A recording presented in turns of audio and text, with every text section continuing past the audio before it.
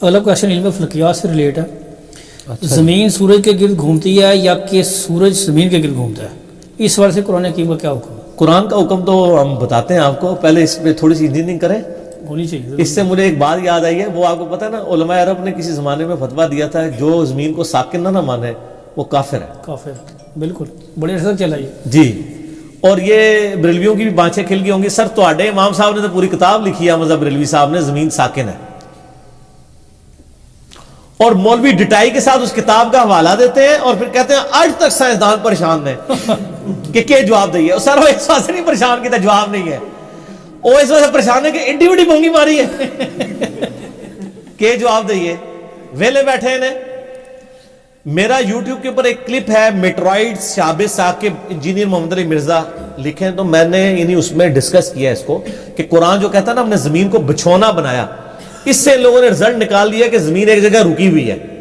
हालांकि अल्लाह ताला इसको यह कहना चाह रहा है कि जमीन, ये उसी तरीके से जिस तरह हजरत आयशा ने समझाया, हाँ, कि जमीन को हमने इस काबिल बनाया कि ये बिछौना है, वरना हर सेकंड में 2 ज़लज़ले जमीन के ऊपर आते हैं। अगर उनका एम्पलीट्यूड बढ़ जाए तो आप जमीन पर रह नहीं सकते। जमीन के साकिन होने के ऊपर तो कोई आयत मौजूद नहीं है, हत्ता के कुरान पाक में तो इसके उलट बात है, कुल्लुम फी फलकी यस्बहून, तमाम इजराम फलकी आसमान में तैर रहे हैं। और ये तैरने की जबरदस्त बात है। आप देखें तैरने वाली चीज में 2 क्वालिटीज होती हैं, गोल चीज अगर तैर रही हो ना उसमें 2 क्वालिटीज होती हैं कि एक तो वो तैर भी रही होती है और वो घूम रही होती है अपने महवर के गिर्द। ये बेस्ट चीज थी जो ये नहीं बताई जा सकती थी कि ये तैर रहे हैं, अपने महवर के गिर्द भी घूम रहे हैं और अपनी बाकी मोशंस भी कर रहे हैं। तो सर इस्टेब्लिश साइंस इस वक्त यही कहती है और ये चीज प्रूव भी हो चुकी है कि जमीन जो है ये सूरज के गिर्द घूमती है।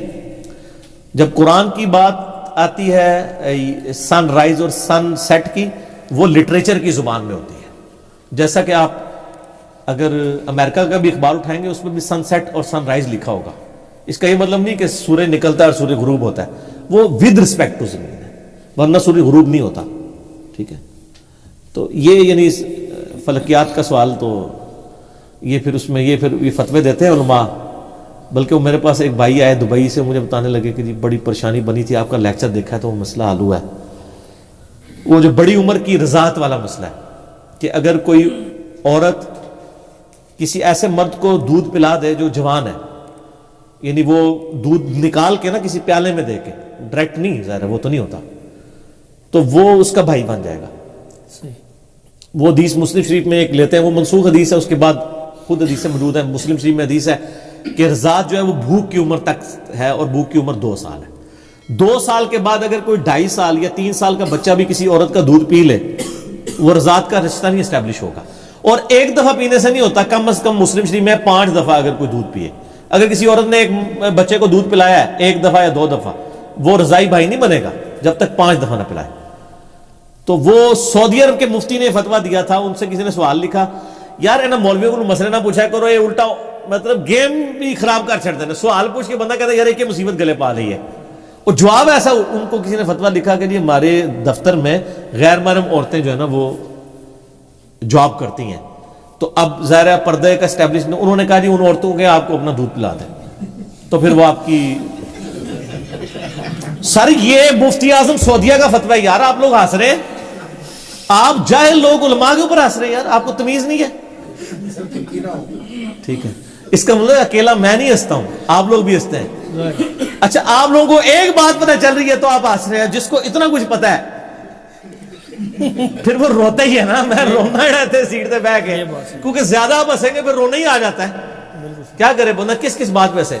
तो जब मैंने उसको बताया, मैंने कहा यार ये तो इब्न तैमिया ने, अच्छा ये मसला भी इब्न तैमिया ने लिखा था, बड़ी उम्र की रज़ात वाला, वो फिर अहले हदीस में चला। वैसे अब अहले हदीस की अक्सरियत इस मसले से हट चुकी है, लेकिन सऊदीया वाला भी सर हटाओ, उन्होंने नहीं जी हाल तक समझ आई। उन्होंने आज ना मशवरा कर छड़िया जी जनाब के जी भर्ती करी आओ तो नाल ए काम करिए, यानी मतलब एक नया पंडोरा बॉक्स खोल देता है। एक गैर महरम तो किसी गैर महरम औरत को कहे कि तू उन्होंने दूध पिला, कितनी यानी गलत बात है ये। देखे ना, यानी ये बिल्कुल ही, यानी आप मुसीबत, यानी एक मुसीबत के साथ दूसरी मुसीबत खड़ी कर दी आपने। ठीक है ना, तो मैं उसमें मैं ईमानदारी कर रहा हूं, जितनी वो बात कर रहे हैं वो ये नहीं कि डायरेक्ट दूध पिलाने की बात कर रहे होते हैं, वो ये है कि वो औरत बर्तन में दूध देगी اور اس کا دودھ وہ پیے گا. یعنی میں بےایمانی نہیں کروں گا کہ میں اب مذاق کروں تو میں اس کو ایکسٹریم ایک ولگر لیول کے اوپر لے جاؤں, نہیں. لیکن سر یہ بھی بہت ولگر پن ہے جو آپ کر رہے ہیں کہ ایک عورت کو آپ جاب آپ کے آفس میں کرتی ہے اور آپ اس کو جناب آپ ریکویسٹ کریں کہ جناب چونکہ میں آپ کے ساتھ جاب نہیں کر سکتا, آپ غیر محرم ہیں تو آپ یہ کر لیں. میرا خیال ہے ان کے ساتھ پھر ٹھیک ہوتی ہے نا, درگٹ بنتی ہے نا مولویوں کی.